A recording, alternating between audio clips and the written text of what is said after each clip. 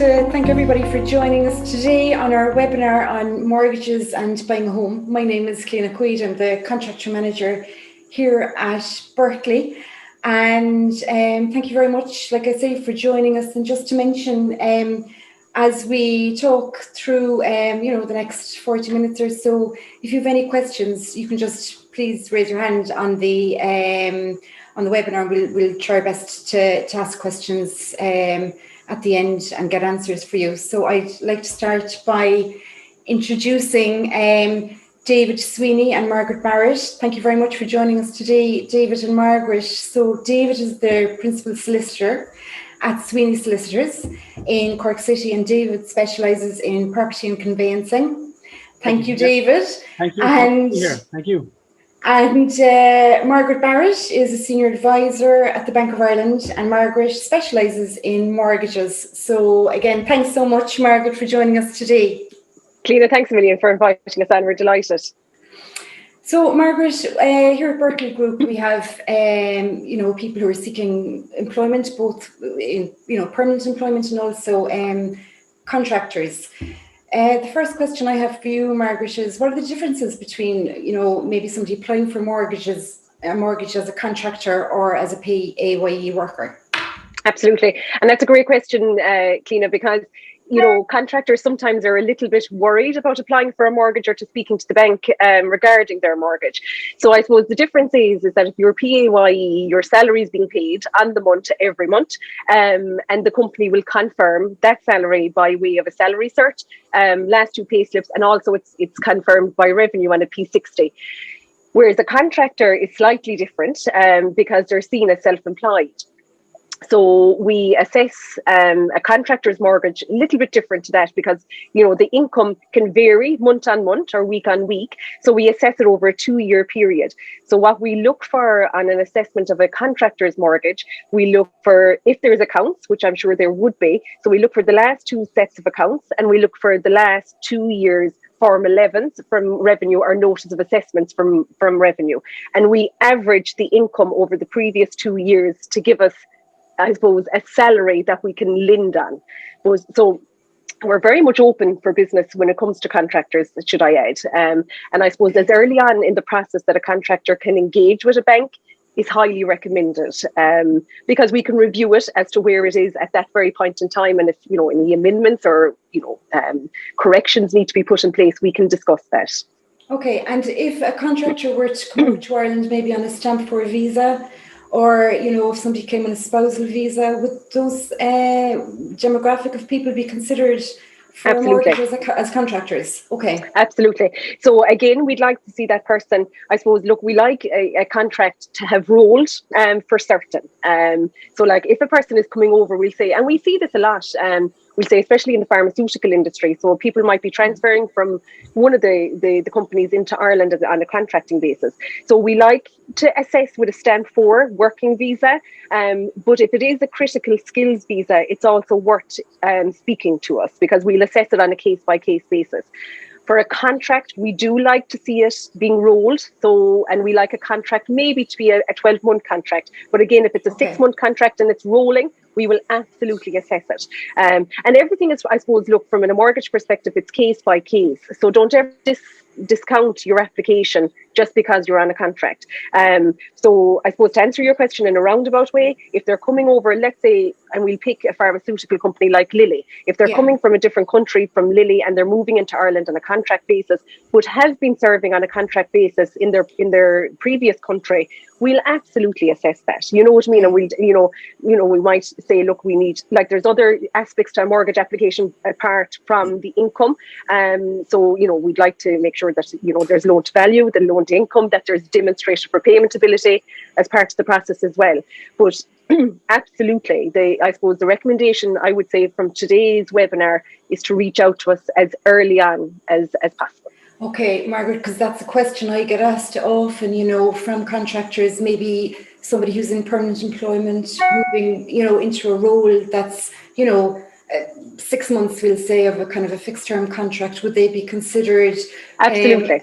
And the myth out there is that the bank won't consider them unless they're in permanent employment. Yeah. I think that's the message we want to get across today. Yeah. Exactly. And there is a myth associated with that. Yeah. So I suppose to give you an example, if there is an employee, again, working in a multinational company, and they have been working on a permanent position in that company, and they're now moving over to a contract position, and let's say they've signed a 1 or a 2 year contract with that company, there's two things we need to understand. One, why they're moving over. You know what I mean? Like, what is the purpose of moving over? And there's many reasons that can happen. Yeah. The second thing is that we're looking at the individual. So if this contract doesn't work out, can they be re-employed for the salary they were previously on?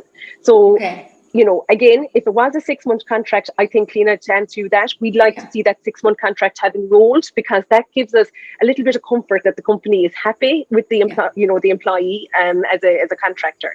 But if it's a 2-year contract that they've signed, then absolutely we're open to assess that. And that applies for like joint mortgages as well, 2 people who may both be contractors. Yeah, so they're like, I suppose for joint applications, you're assessed jointly. So again, the same principle will apply. Like we say, sometimes what we'd see coming along is we'd have a contractor and we'd have a PAYE, but the PAYE might be a probationary period. So it's a bit like the contractor. The probationary period has to be completed before mortgage drawdown. We will assess it, but it's for mortgage drawdown that we'd need it completed. So like from a contractor's point of view, if they're both contractors, which we do see obviously, they will be assessed individually per contract. Okay. And Margaret, what schemes are available for contractors who are borrowing, you know, going forward as a contractor for a mortgage? There are schemes available in the bank, aren't there?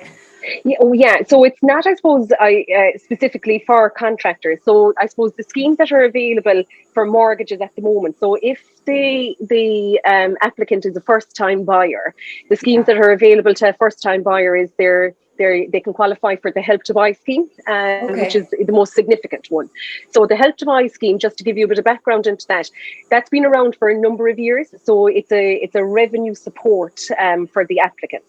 So it's based on, so it's a little bit different for contractors because it's based on the amount of tax that has been paid to revenue over the past 4 years. Okay, so that's number one. So you apply to myrevenue.ie and the assessment is paid on the amount of tax that you paid. Okay, for a PAYE, they submit their last 4 years P60. So it's a little bit more straightforward, right? But the Help to Buy scheme last July, the government had a stimulus package last July. The Help to Buy in its previous format was 5% of the purchase price of the property to a max of 20,000. Last July, that was increased to 10% of the purchase price of the property to a max of €30,000. So it's a huge part of the funding. So for a first-time buyer's perspective, they have to buy a new build. Unfortunately, that's, you know, maybe if you want to call it a catch, that's the catch. So it has to be a new build, but it's also applicable on self-builds. So if you're buying a new build and let's say the cost of the purchase or the property is 300,000 and you qualify for the maximum on the Help to Buy scheme, they will give you €30,000 towards the purchase price of that property, which equates to your 10% deposit.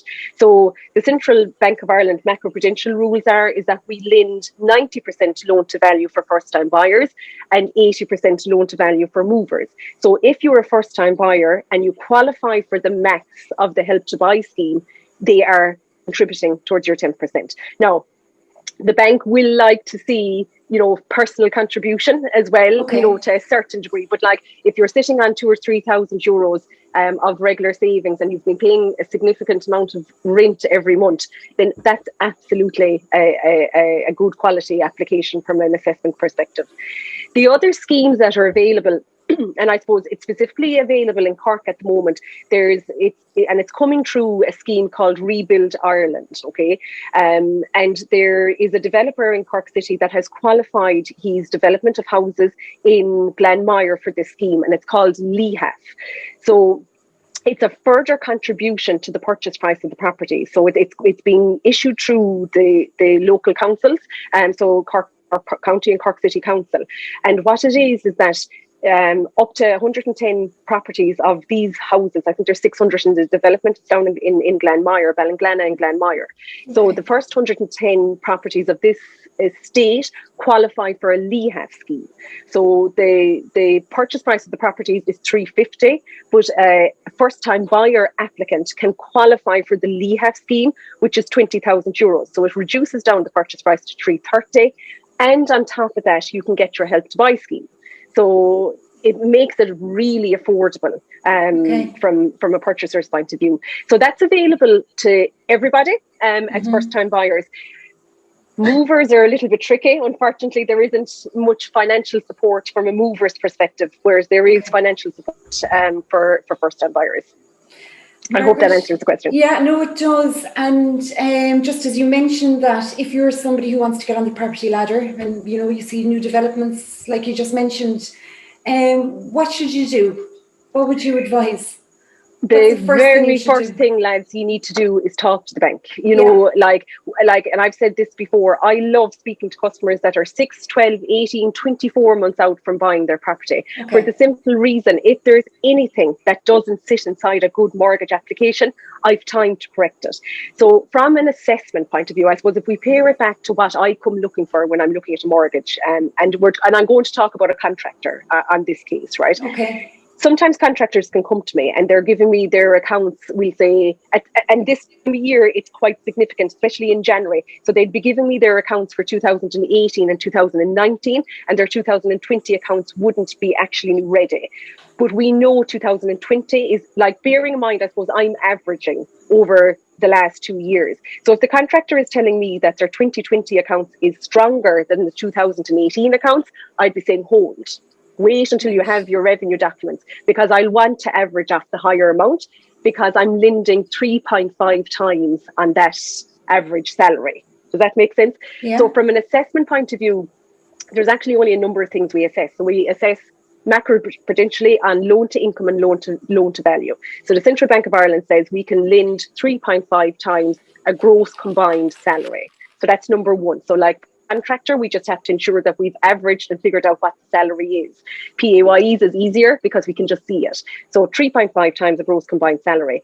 Then I have to ensure that we're lending loan to value. So as a first time buyer, it's 90%, 80% for a mover. If it's an investment property, it's 70%. So I have to ensure that the applicant has enough funding to bridge the gap between the 90 and the 80 to 100%. So that's number two. This third thing we look for is demonstrated repayment ability, and this will be the one that can catch people. Okay. So what it means in very, very layman terms, if I'm doing an assessment and you want to borrow, and I'm going to use very rough random figures here, if you want to borrow 200,000 and I'm telling you your mortgage repayment is going to be €1,000 per month, you have to demonstrate to me for the minimum the past 6 months. So we look back, the minimum past 6 months gone, that you have demonstrated that €1,000 has come out of your bank account comfortably over the past 6 months. That can be the one cleaner that catches people, because they could be in a house share, for example, and they're paying their element of rent in cash. So that to me doesn't happen, because I can't see it in and out of a bank account. So like we'd always say, if you're in that situation, set it up as a 365 transfer or a standing order. Make sure you're using your bank account to demonstrate everything you're doing. So demonstrated repayment ability can come out in a number of ways. So rent is number one. So that's demonstrated repayment ability. Regular savings is demonstrated repayment ability. So if you're saving €500 per month and you're paying rent for €500 per month, you've demonstrated €1,000.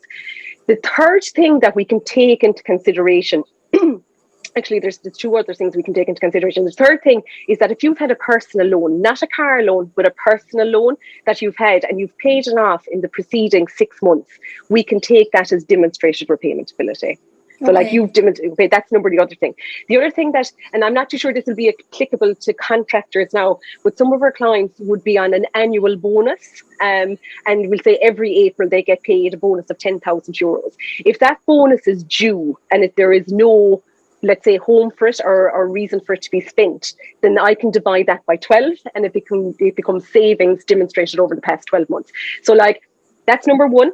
So like, and then the final thing that we check on a mortgage application is called your net disposable income.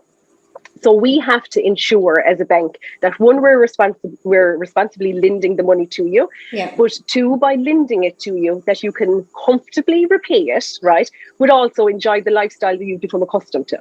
So that's really important from an application perspective.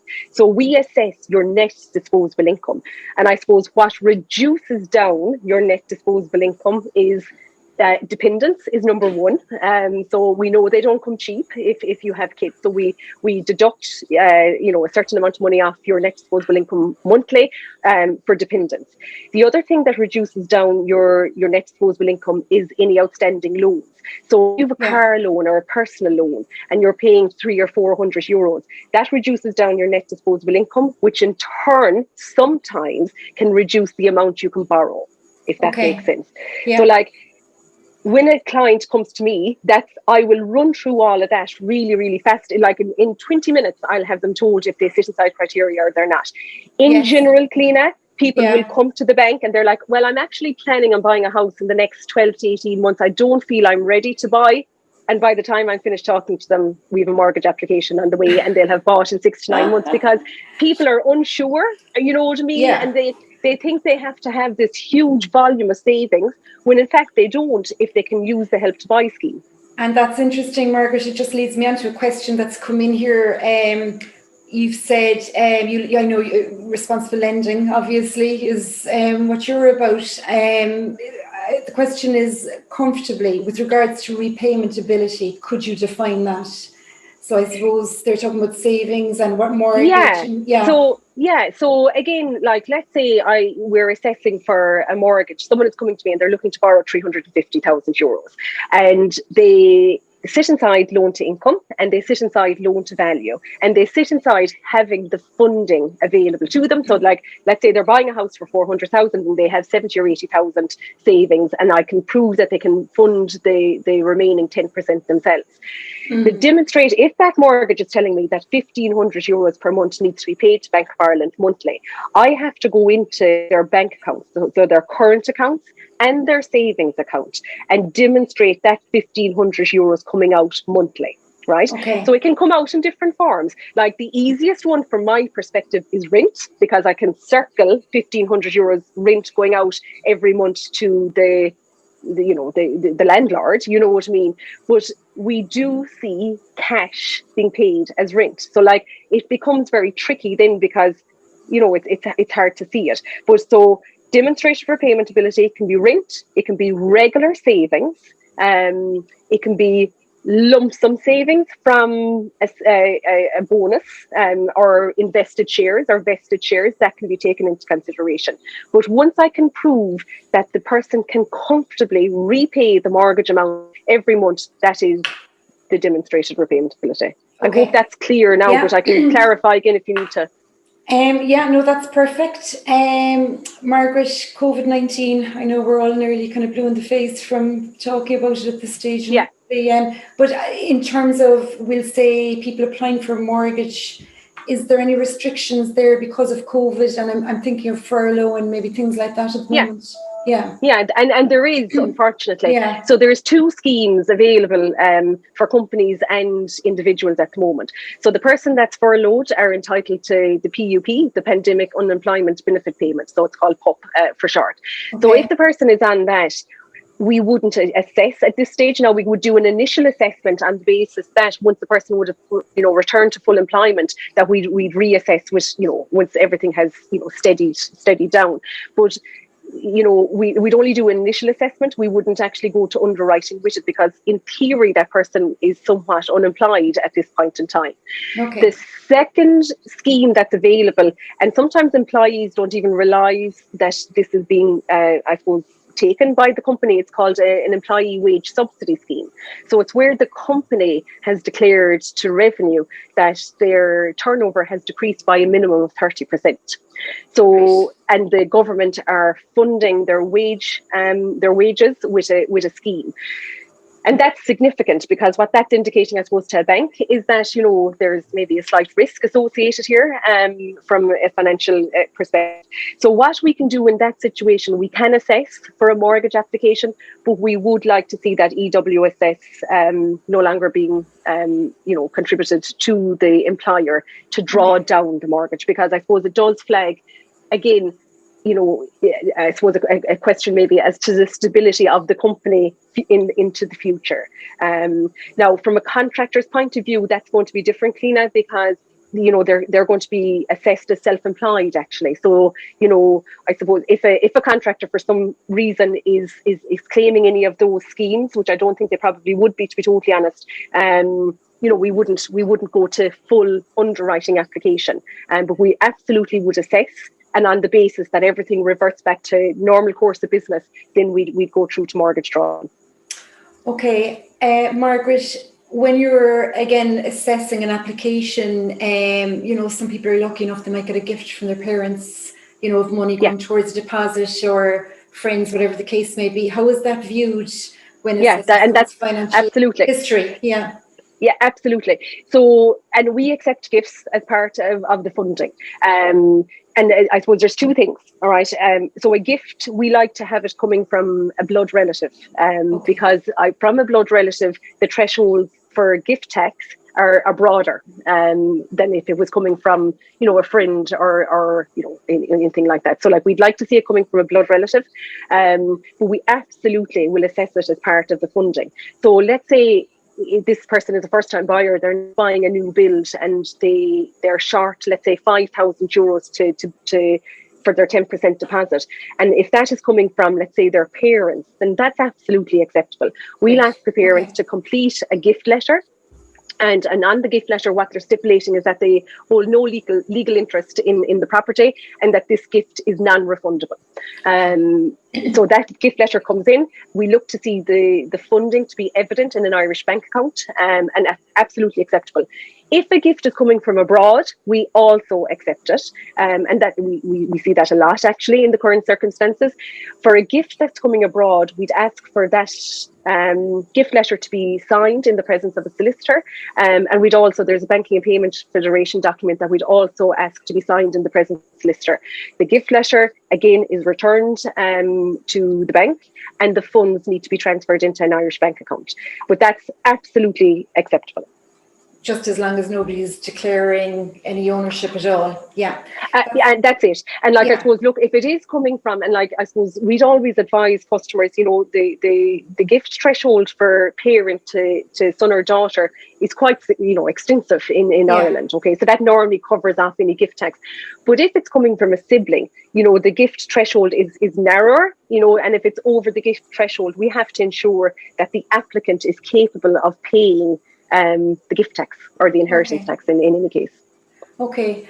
Margaret, what about somebody who perhaps had a poor credit rating in the past?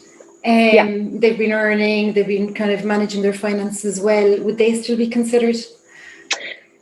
Yes, is the answer. If it's recent, obviously it could be problematic, you know. So what we're trying to figure out is this person capable of paying the mortgage going forward, and have they a good financial history behind them? So we're like, for an assessment point of view, we're looking to make sure that all the accounts have been operating in the terms and conditions outlined on the account. If there is something on the credit bureau, it is really important that you tell us, I suppose, at the outset. There is nothing worse than finding this out during the journey. And we see stuff, and we see, you know, smaller stuff. Like, let's say, I don't know, there was a credit card. Like, I suppose, you know, we see it maybe a little with people that moved abroad over the past 5 or 6 years, and they may have not closed off their credit card correctly. And next thing we're seeing it on the Irish Credit Bureau. That's a reason, and we can mitigate that. And if it has been all sorted out, we'll absolutely mitigate it. If the person has come out of personal insolvency, again, we have procedures in place to assess that.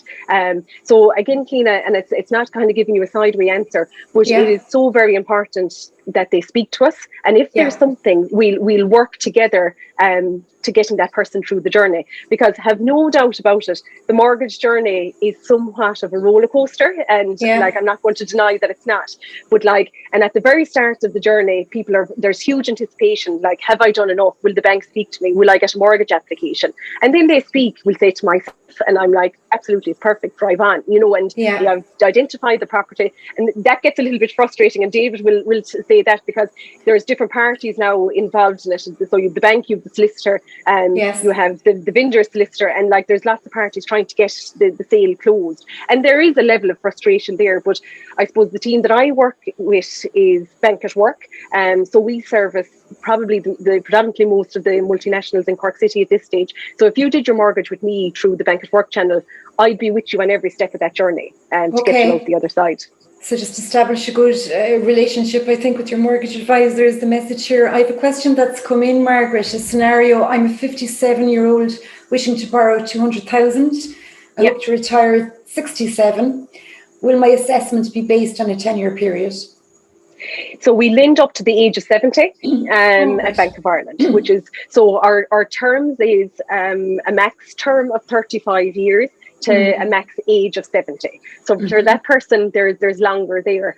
So we can assess it over 70, but I suppose as that person, if that person was coming to me in their 60s, I know, and they want to retire in 7 years' time, but they want to take a mortgage for 10 years, I'm probably looking at a pension fund to see is the affordability there for the remaining 3 years. But absolutely, that person should reach out.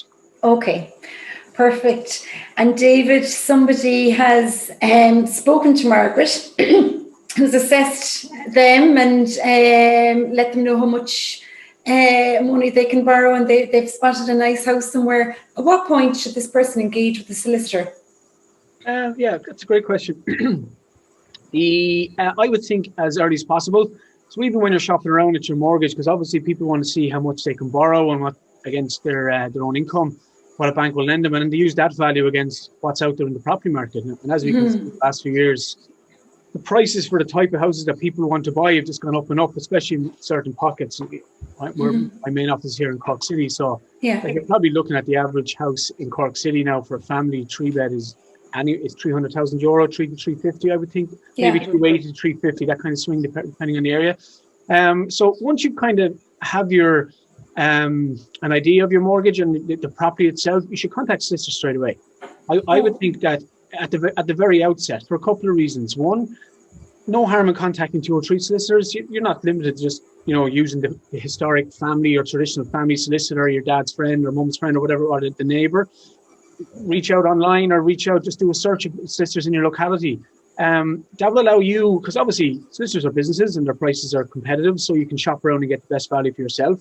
However, if we just want to, and also it will help with your budget. So going forward, as you work out the price of the house, the mortgage you can get, your own savings, a gift, if you can avail of the Help to Buy schemes and all that, the legal costs can be significant. And the reason they're significant is that there's 3 main elements to it. So one is the actual solicitor fee itself. So the solicitor, he and she will charge a fee for carrying out the professional work. And that's, once the, say, for example, you're a first-time buyer in a second-hand property and you've been driving around with your partner and you see this house, you contact the auctioneer's office and you put a bid on it and your bid is accepted. So once that bid is accepted, that property then goes sale agreed. And what that means is that the auctioneer will take the property off the market. You will then, they will instruct the selling solicitors to issue the contracts, and it's a bonded law society contract for sale, which includes planning, building regulations, and planning permissions, and the title, that being that the person owning the property has the right to sell it. And then they'll issue the contracts to the purchaser solicitor, so the solicitor that you nominate. You will then at that stage pay the auctioneer what's known as a booking deposit. So this is a fully refundable amount of money. So it's usually around €5,000. So that just secures your interest. But if you change your mind at any time up to the point where you sign the contracts, that money is fully refundable. So just to leap forward there in the process, but just to talk about the quote. So I'll talk more about the process in a minute, but the legal fee itself. So shop around is generally anywhere from €1,500 to €1,900 plus VAT will be a legal fee. A couple of years ago, there's a lot of solicitors advertising online doing fees for €800 to €900. I would tread very carefully to see a solicitor doing cut price legal fees, because if you were to look at the solicitors that were doing legal fees for that value 4 years ago, if you look at the Law Society Gazette about a year ago, their names were probably in the disciplinary section for being struck off or being admonished for not really carrying out the work. They just got overwhelmed with the work itself, took on too much volume of work, and then wasn't able to complete it at the back end after the purchaser got their keys. There is a huge amount of work in the actual process. I just talk about the fee again, so that's the legal part of it. So shop around. Solicitors are very available to meet people through Zoom now and phone call. I would recommend once you talk to solicitors, ask them for a fixed price quote. So the solicitor should be able to get a gauge once they've spoken to you what the transaction is, whether whether you're a first-time buyer, whether you're selling and upgrading and buying again, or it's a mortgage switch or whatever it might be, and they'll give you fixed price quotes. That means that the price won't change from the day you get your quote until the actual process ends. So the second element to the quote, which really puts up the fee to the end user, to the purchaser, and it's just an outlay that must be spent, and that's stamp duty to the government. So the stamp duty, the revenue commissioners charge 1%. So if you're charged buying a house for €300,000, your stamp duty is €3,000. So that all gets put into your professional services legal bill, because the solicitor pays the stamp duty online for you. Well, they can do it within, I think it's technically 44 days, they say 30 days, but we do it on the day you get your keys. The solicitor does it through the revenue online services. They do it online, so you pay that money to your solicitor. They hold in their client account, and then once the transaction is complete, they pay the 1% for you on your behalf online. And then the third element of the fee is the what we call third-party outlay.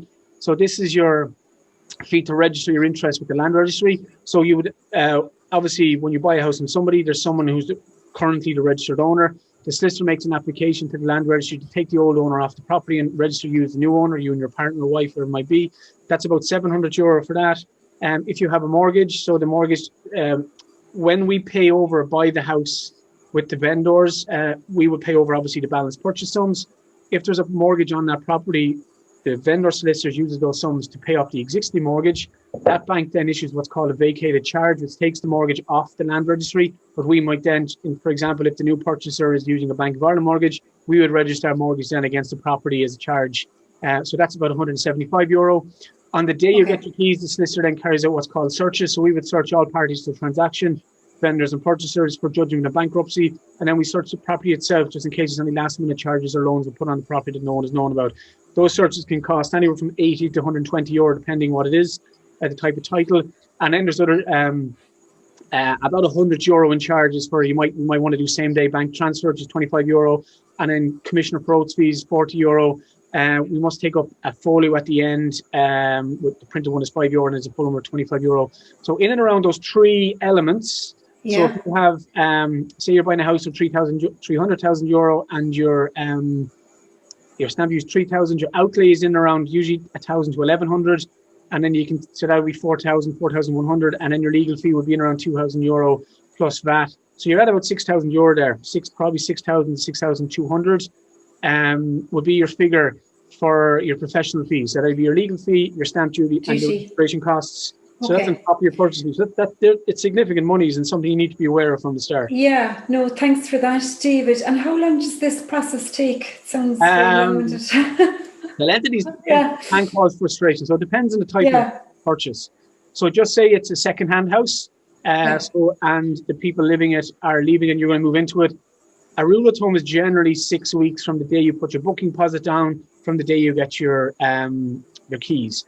But that's dependent on you have your loan offer pre-approved, or your principal approval is already arranged, so that when you get sale agreed and the contracts are issued, the bank will issue the loan offer solicitor copy and the client copy independently. So the loan offer is are you ready to go, that you're not actually at the start your loan application as well as just getting on sale agreed in property. If obviously it's a new build, and Margaret gave some great information there on the Help to Buy scheme and the LEHAF scheme. It's just funny that I actually have one of those houses in that development. It's called Butler's View, and that €20,000, these people are availing of it. Okay. But, we're obviously in a very artificial environment at the moment. With COVID, the building sites have stopped. Yeah. Generally, it takes about 10 months for a house to be built, sometimes depending if it's caught, over the Christmas period. If you can go sale agreed at the start of the year and the builder is allowed the summer to build, you generally get your keys in October, November. They try to keep it in that calendar year.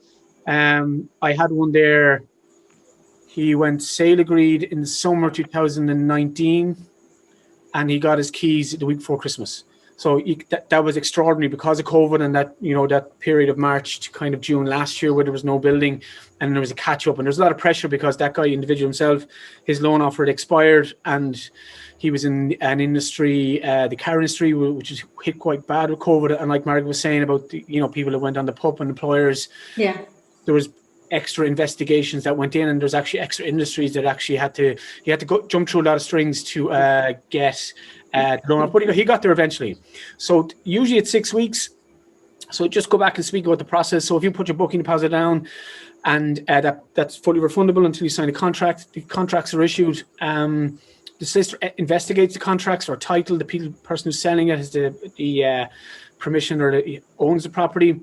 Sometimes, say for example, it's sold through probate, which you find in some of these houses in older areas. If you take Cork, for example, so say Ballintemple, it's a very popular area, and there's kind of a generational change happening there at the moment, where older people are kind of moving on. And there's families are moving in, or young professionals with families, and it often is the case that it's a kind of an old house that needs work, but the owner may have passed away.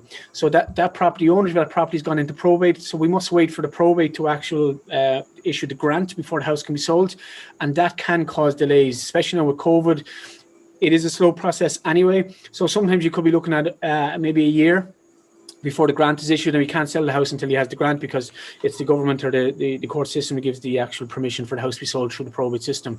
Now, we would know this up front, so the purchaser knows this, and if they're renting or if they're in alternative accommodation. But also it's important information for the loan offer, because sometimes the loan offers, Margaret will tell you this, used to last for 12 months. They went to 6 months. Now it could be 3 months, 6 months. I'm seeing people who have been kind of half reassessed again when it goes to drawdown. It's just the nature of the industry now at the moment, the nature of the market. We as solicitors and Margaret is the same. You just reactive to what the banks are looking for, about what we need to do to get the mortgage over the line or the drawdown, or the client needs to be very reactive to it.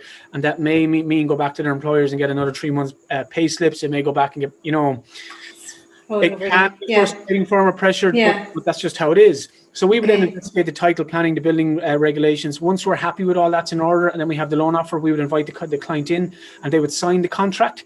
So say, for example, if the house is 300,000, you pay the balance, you pay 10%, so you pay 30,000 at the time of contract. But if you paid the 5,000 already as your booking deposit, you would then pay 25,000. If, however, it's a new build, and you've had the benefit of the Help to Buy scheme, and say your Help to Buy scheme is giving you 5% of 300,000, which is 15,000.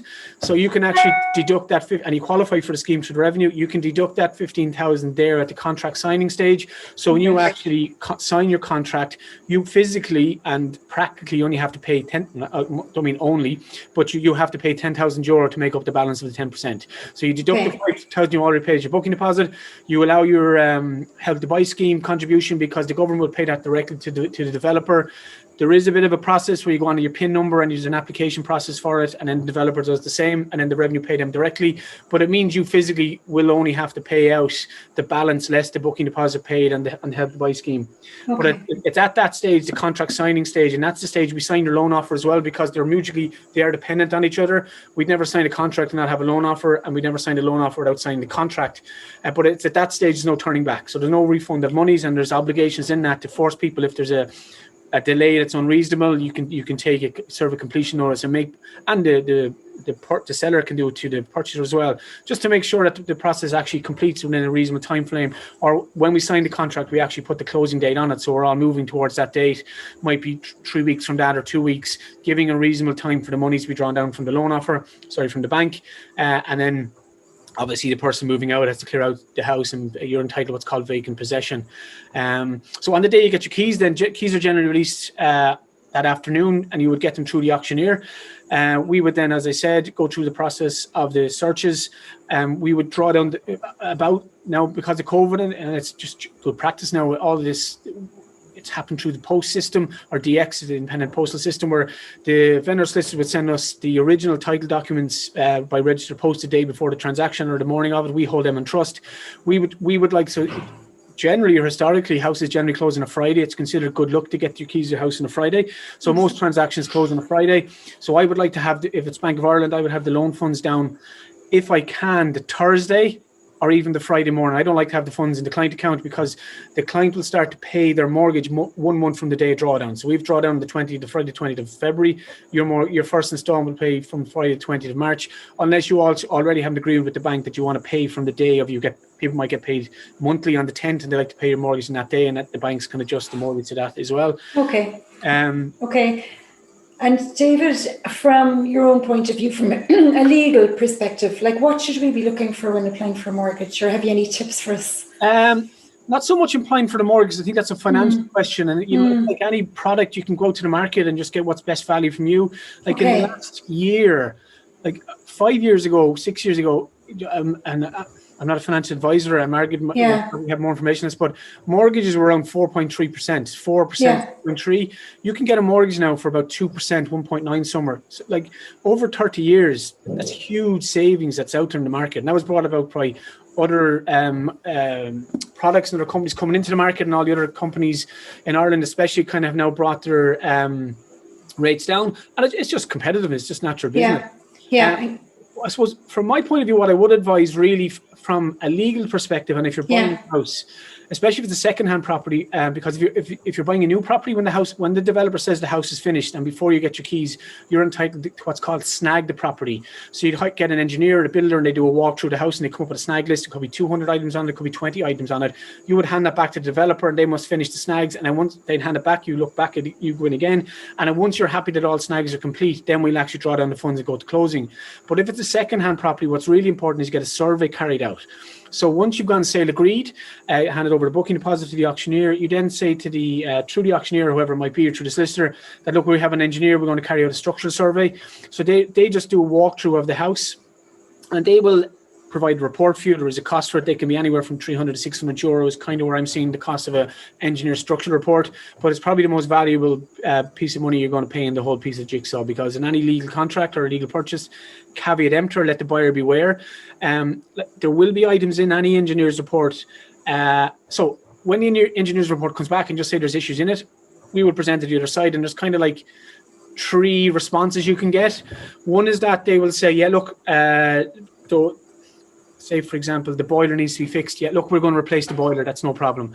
Okay. Second option then is they say, look, it'll cost about 2,000 euro to replace the boiler. We're going to leave it as it is, but we're going to take 2,000 euro off the purchase price. And then the third option, which in a seller's market, which is kind of where we're at the moment, is the most common response. It is what it is. Take it or leave it. So you have to decide then as the purchaser, is that a deal breaker for you? Is that something you can put up with the purchase? Now, obviously, if it's something structurally wrong with the house, you'll see a lot of parts in Cork City have subsidence and these kind of things. So, a bank wouldn't lend on that house anyway, unless they had a subsidence structural survey, or else the house had already had underpinning done to the house to rectify the works. That's probably the best piece of advice I'd give. Find a good engineer and get a good survey. Right. And then, whatever flows from that, you can react to it and make a decision on how you want to proceed. Okay. And David, in the conveyancing world, what are you expecting to see in 2021? It's an interesting question, because I was in the car the other day and there was a radio show on, and they were actually auctioneers, and one was an auctioneer, one was a property expert. And they were the gist of the conversation was they're predicting another property boom. I think he was predicting. Okay. And the auctioneer was saying, how could you predict this? Because back in COVID to 2020, in that period, people were predicting a crash. They thought the market was going to collapse. There was no viewings. Obviously, the construction sites had ended. People didn't know what was happening. There was a lot of stress within the legal profession and the auctioneer and property profession. And then when the country opened up again in last June to December, it was absolutely insane. The property market just went through the roof. There was I think it was a couple of factors where people had their savings, had started to get more savings over 3-4 months. They were living with their parents and they wanted to get out. But also I think Margaret might agree with me, in that period from June to October especially, because kind of when November, December comes, you've already gone sale agreed and you're actually closing out to get your keys. The property market just went through a huge boom. So I think right now people are unsure what way it's going to go. I think the auctioneer, are expecting a huge spike again because there's no physical viewings. Yes. Now there is lending going on, there is online viewings, there's video viewings, all that kind of stuff. But like if you're buying a house for €300,000, you want to at least walk through it. I think so, yeah. Buy a second-hand car for €10,000, you want to kick the tire. Absolutely. And I suppose, Cliona, I'll just jump in there. Like we have an outer kilter supply and demand, especially in Cork City and County. Like the problem is that we have more house hunters than we do have properties. And like if you're talking to auctioneers now, they're saying to you that they don't have enough properties to sell, that they have people ringing every day, they've listed people that want to buy, but they don't have properties. So what that does then in turn is that it will actually create a bubble where prices will continue to increase.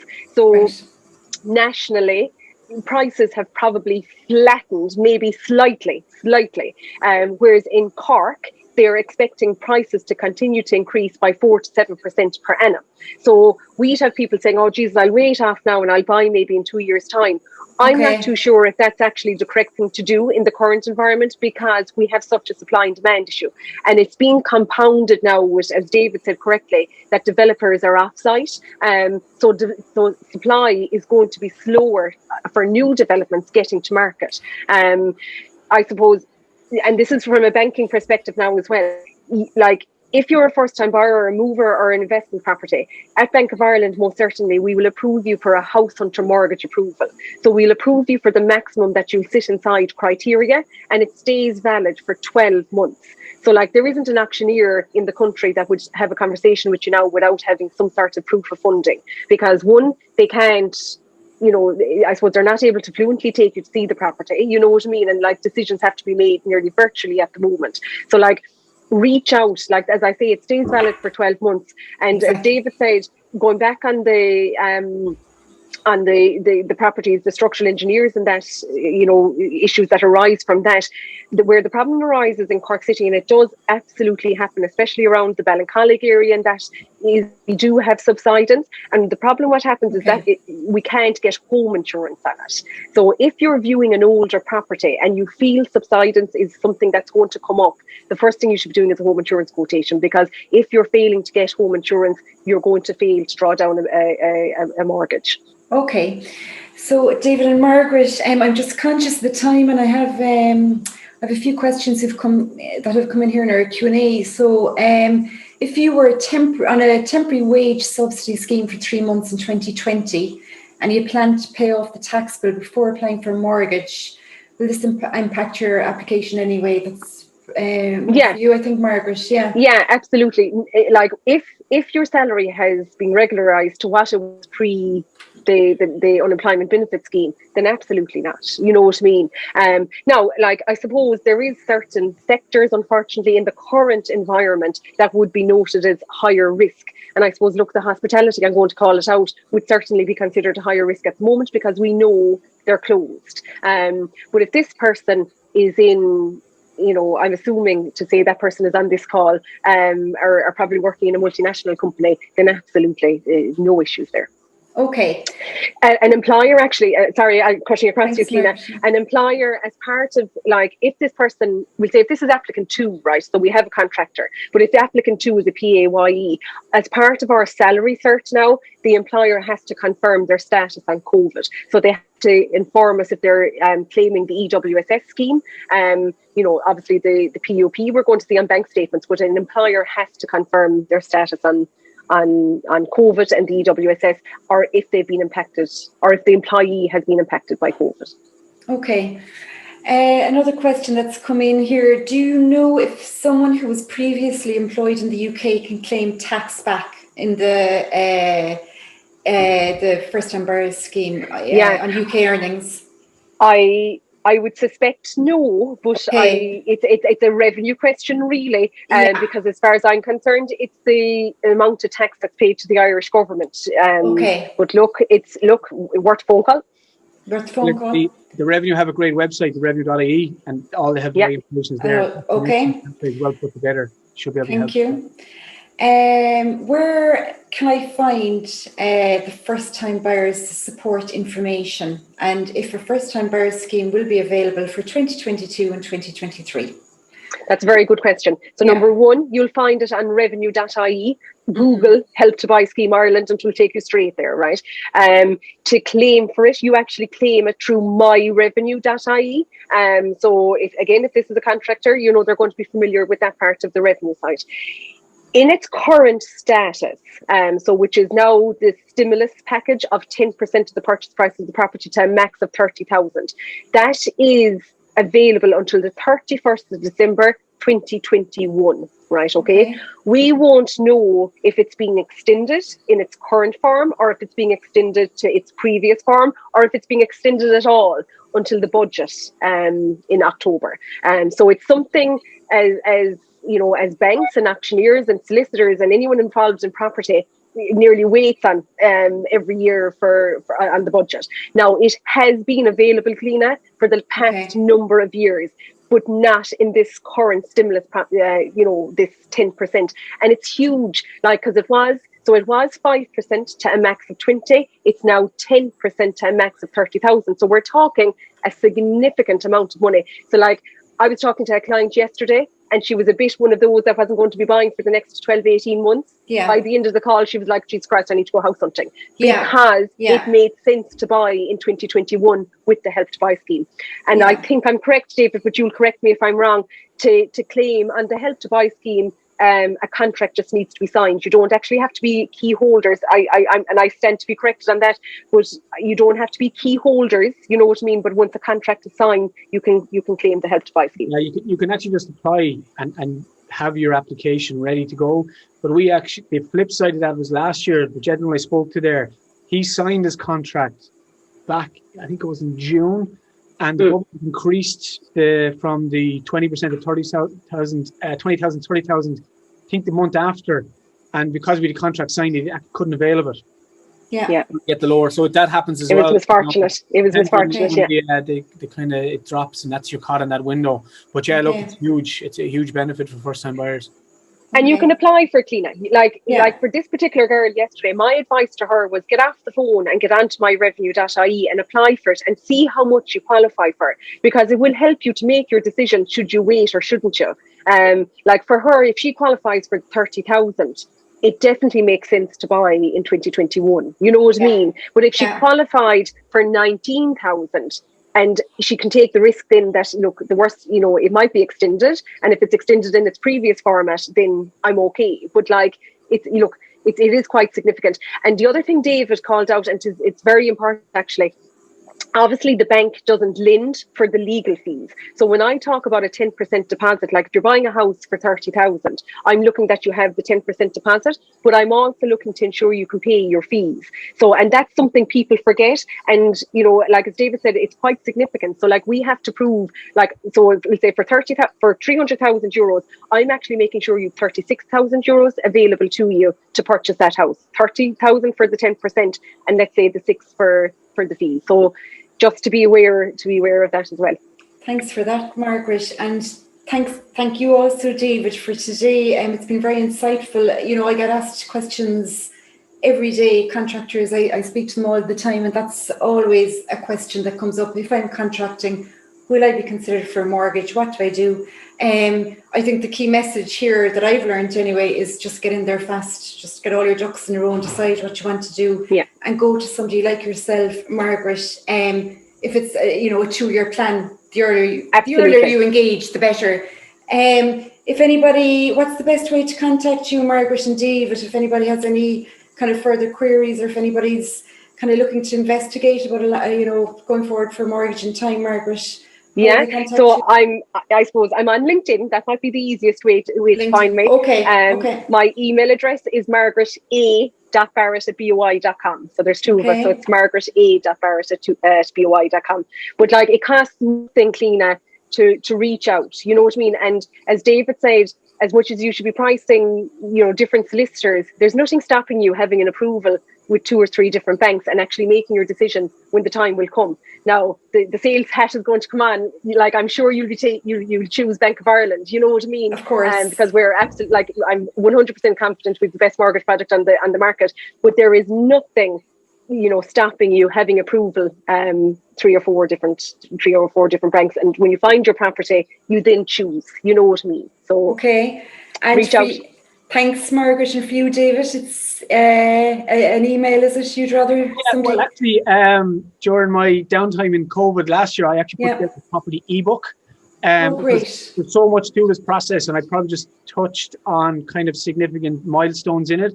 So if you go to my website or our website, sweeneysolicitors.ie, and if you click resources, there's actually a property ebook there.